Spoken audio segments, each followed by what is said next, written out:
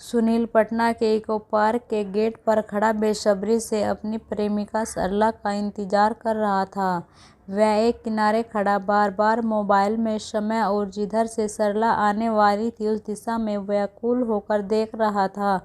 पिछले एक सप्ताह से उससे बात नहीं हो पाई थी, जबकि दोनों बिना बात किए एक दिन भी नहीं रहते थे। एक सप्ताह बाद आज दोपहर में उसकी सरला से बात हुई तो उसे के बहुत कहने पर वह इको पार्क में शाम 5 बजे मिलने आने को बोली थी। अभी शाम के 5 बज गए थे, मगर वह अभी तक नहीं आई थी, इसीलिए वह अभी ज़्यादा उतावला और बेचैन था। उसके मन में अभी बहुत सारे सवाल उमड़ रहे थे।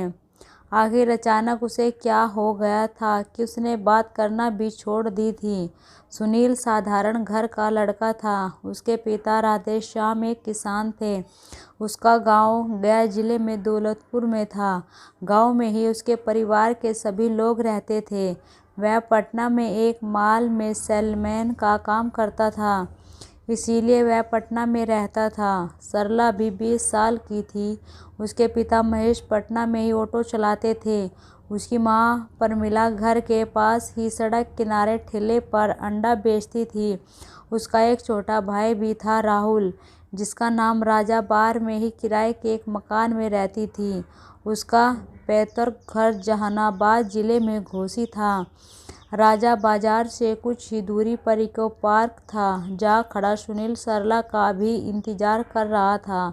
सुनील भी राजा बाजार में ही सरला के ही मोहल्ले में रहता था, इसीलिए दोनों में जान पहचान हो गई थी और अब दोनों एक दूसरे के प्यार में बंधकर साथ जीने मरने का ख्वाब भी पिछले 1 साल से देखने लगे थे। दोनों का प्यार अभी 1 साल पुराने वाला ही था, मगर इतने कम समय में ही अब प्रगाढ़ हो गया था। सुनील अभी खड़ा सरला का बेचैनी से इंतजार कर रहा था कि ठीक 5:15 बजे वह उससे तरफ पैदल आती दिख जाती है। पता नहीं क्यों उसका चेहरा बुझा बुझा सा लग रहा था। सुनील पहले से ही पार्क के अंदर जाने के लिए 2 टिकट लिए हुए खड़ा था। सरला के आते ही वह उसके साथ पार्क के अंदर आ जाता है। दोनों पार्क के अंदर आकर किनारे बने एक बेंच पर बैठ जाते हैं। पार्क में उस समय और भी बहुत सारे प्रेमी युगल इधर उधर बैठे बातें कर रहे थे। आज के समय में पार्क ही तो प्रेमोलाप का सबसे सुरक्षित आश्रय था, जहाँ प्रेमी जोड़े छिपकर ही सही मगर उन्मुक्त मन से विचरण करते हुए उन हसीन विदाओं में भविष्य के ख्वाब देखते हुए चंद लम्हे बिताते थे। नहीं तो देश में आए दिन हो रहे बलात्कार पर चुप रहने वाले समाज के सभ्य लोग आज भी प्रेम विवाह को स्वीकार नहीं कर पा रहे थे। पहले तुम यह बोलो, इतना दिन से कहाँ गायब थी? कोई कॉल भी नहीं की। पता है मैं कितना परेशान था। सुनील बैठते ही सरला से पूछ बैठा। मेरी तबीयत थोड़ी खराब थी, बस। सरला सिर झुकाए ही धीरे से बोली। तुम नीचे क्या देख रही हो? मेरी तरफ देखकर बात करो। सुनील सरला के पास आते एक उस पर अपना हक जताते हुए बोला। सुनील की बात सुनकर सरला दूर नीले आसमान में निहारने लगी। पता नहीं उसके दिल दिमाग में अभी क्या चल रहा था। उस समय आसमान में पक्षी का एक युगल जोड़ा उड़ते हुए शायद अपने घोंसले की ओर आपस में कलरव करते हुए अपनी धुन में जा रहा था। मैंने बता तो दिया, अब मैं ठीक हूँ, तुम परेशान मत हो। सरला उसके तरफ देखती हुई धीरे से बोली। अभी भी उसकी आवाज़ में जमाने भर का गम सिमटा हुआ लग रहा था। तुम कुछ ना कुछ हमसे छिपा रही हो। मैं पिछले 1 साल से तुमको जानता हूँ। अब मैं तुम्हारी हर एक सांस को पहचानने लगा हूँ।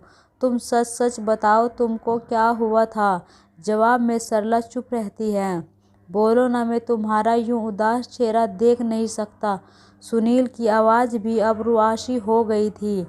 मैं तुम्हें अभी कुछ नहीं बता सकती, समय आने पर बता दूंगी। सरला दूर एक सूखे वृक्ष को देखती हुई धीरे से बोली। शायद वह अपनी तुलना उसी सूखे वृक्ष से कर रही थी। तुमको अभी बताना होगा, तुम्हें मेरी कसम। सुनील उसकी हालत देखकर झट अपना अंतिम अस्त्र चल देता है। उसे पूरा विश्वास था कि वह उसकी कसम नहीं तोड़ेगी। सरला भी सुनील की बात को सुनकर सोच में डूब जाती है। वह सोचे भी नहीं थी कि यूं अचानक सुनील उसे अपनी कसम दे देगा। अब वह उसी ही तो अपना सब कुछ मानती थी, मगर सच्चाई कहने के लिए वह हिम्मत नहीं जुटा पा रही थी। सुनील सरला को देर तक यूं ही चुपचाप बैठे देख उदास वहां से बाहर जाने को खड़ा हो जाता है। ठीक है, मत बताओ, चलो अब घर चलते हैं। अचानक सरला सुनील को यूं जाते देख तड़प उठती है। वह समझ जाती है कि वह उससे नाराज है। उसे सुनील को बेरुखी देखी नहीं जाती है। वह झट उसके हाथ को पकड़कर उसे अपने पास बैठा लेती है। सुनील भी चुपचाप बगल में फिर से बैठ जाता है। सरला अभी भी पता नहीं क्यों सिर्फ सुनील को अपलक देख रही थी। ऐसा लग रहा था कि जैसे वह कहना तो कुछ चाह रही थी, मगर अंदर से उसके बोल ही नहीं निकल रहे थे। कुछ देर तक दोनों बस एक दूसरे को चुपचाप शांतचित्त निहारते रहते हैं। अभी अचानक सरला सुनील से लिपटकर रोने लगती है। सुनील उसकी ऐसी दशा देख तड़प उठता है। क्या हुआ, रोने क्यों लगी, बताओ ना। सरला जवाब देने की जगह बस रोती ही जा रही थी। पार्क में पास बैठे दूसरे प्रेमी युगल एक नयन सुख के लिए बैठे कुछ लड़कों की नज़रें भी अब सरला को घूरने लगी थी। सभी के मन मस्तिष्क में एक ही सवाल खोद रहा था कि आखिर वह अचानक रोने क्यों लगी। सुनील ज़्यादा सवाल नहीं करता है, वह उसे भी भर रोने देता है ताकि रोने से उसका मिजाज हल्का हो जाए। वैसे भी तो रोना दिल के दर्द और ठेस की सबसे कारगर दवा होती है। शायद सरला भी रोने से अब पहले से बेहतर महसूस करने लगी थी, इसीलिए वह कुछ देर बाद सुनील के हाथ को पकड़कर शांत हो जाती है। अब बताओ क्या हुआ, सरला के शांत होते ही सुनील पूछ बैठता है। मेरे साथ बलात्कार हुआ था, सरला बिना कुछ समय गवाए इस बार बोल देती है। सुनकर सुनील के पैर तले की जमीन खिसक जाती है। उसके बाद सरला जो अपने साथ घटित कहानी बताती है, उसे सुनकर तो सुनील के होश ही उड़ जाते हैं। पिछले 5 सालों से लगातार सरला के साथ बलात्कार हो रहा था। अब तक 25 बार से ज़्यादा उसके साथ यह घिनौनी हरकत हुई थी। कभी घर में कोई डिलीवरी बॉय बनकर आता और धोखे से उसकी असमत लूटकर चला जाता, तो कभी माँ के साथ देर रात बाजार से घर आते समय रास्ते में इज्जत लूट लेता था। माँ या पिता लोग जो के डर से चाहकर भी कुछ नहीं कर पाते थे। उसके पिता को कई बार पुलिस के पास जाना भी चाहते थे तो उसकी माँ ही मना कर देती थी। यह कुकर्म का गंदा खेल हर 2-3 महीने एक बार उसके साथ हो ही जाता था। उसकी ज़िंदगी नर्क बनकर रह गई थी। वह अभी ऐसी ज़िंदगी जी रही थी जिसके बारे में किसी को भी कुछ नहीं कह सकती थी। बस घूट घूट कर नसीब को कोसती हुई जिए जा रही थी। सरला की पूरी बात सुनकर सुनील सोच में पड़ जाता है।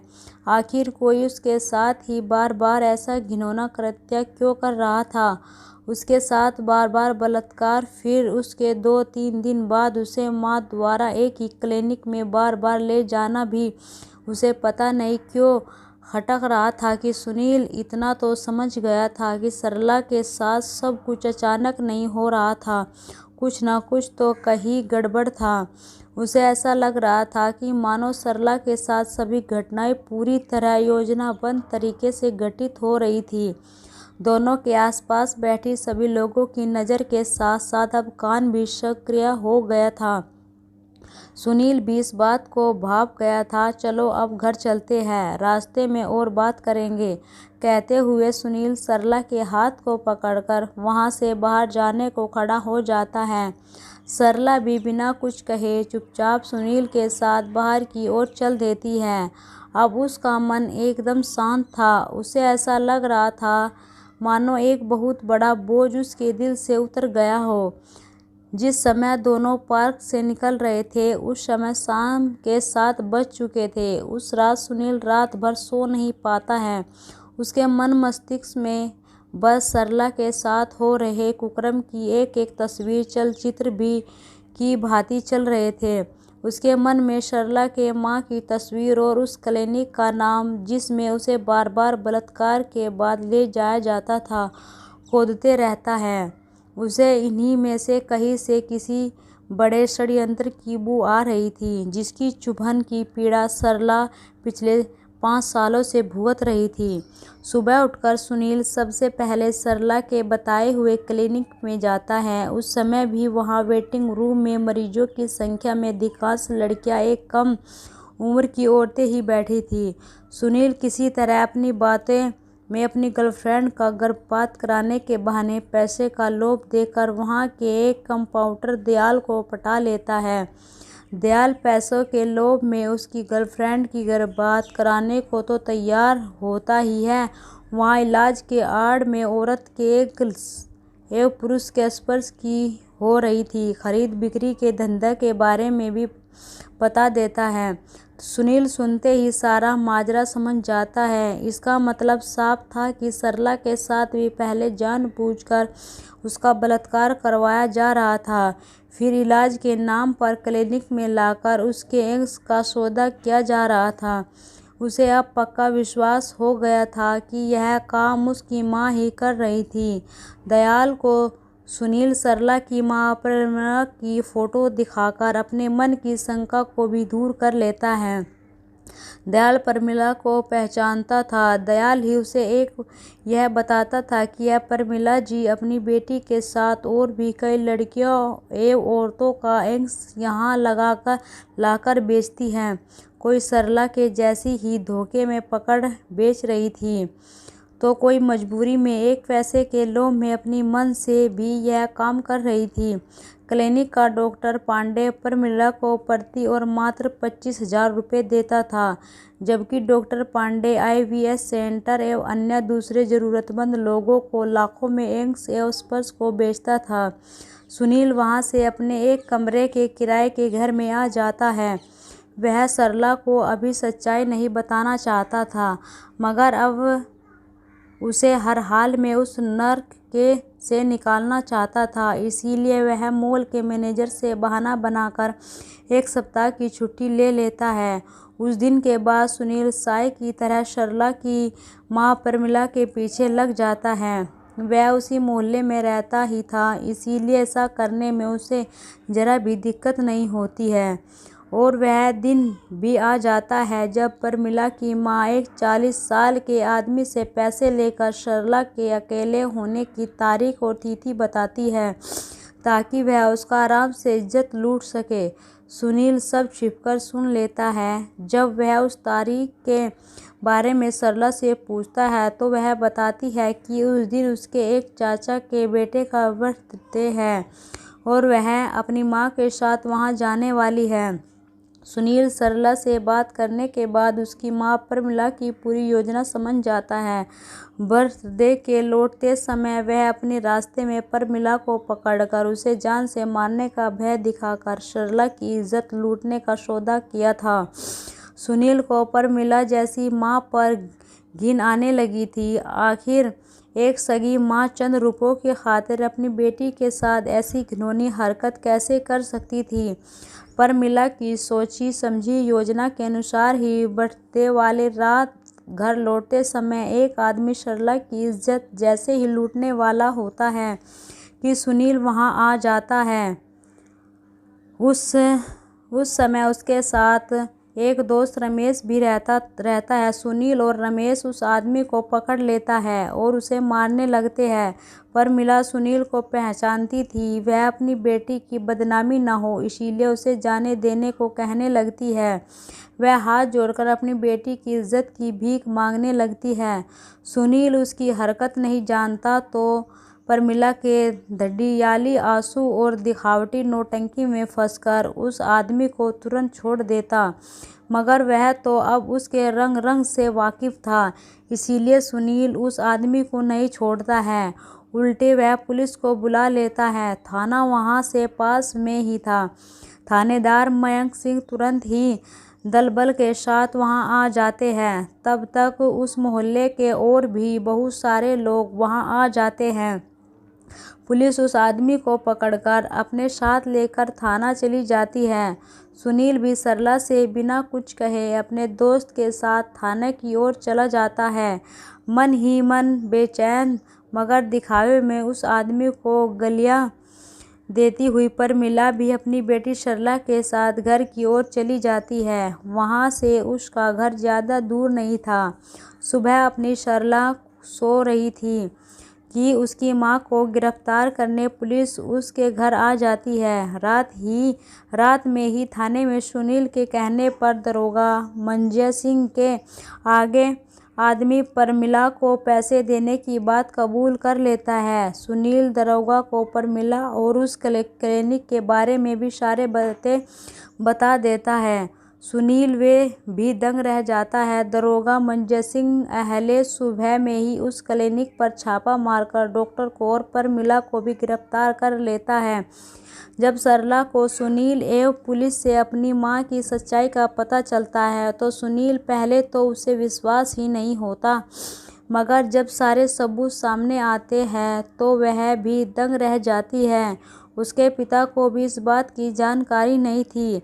सरला के मन में बार बार सिर्फ यही सवाल मंडरा रहे थे कि आखिर मैंने माँ का क्या बिगाड़ा था जो वह उसके साथ इतने वर्षों से ऐसा घिनौना कृत्य करवाती आ रही थी।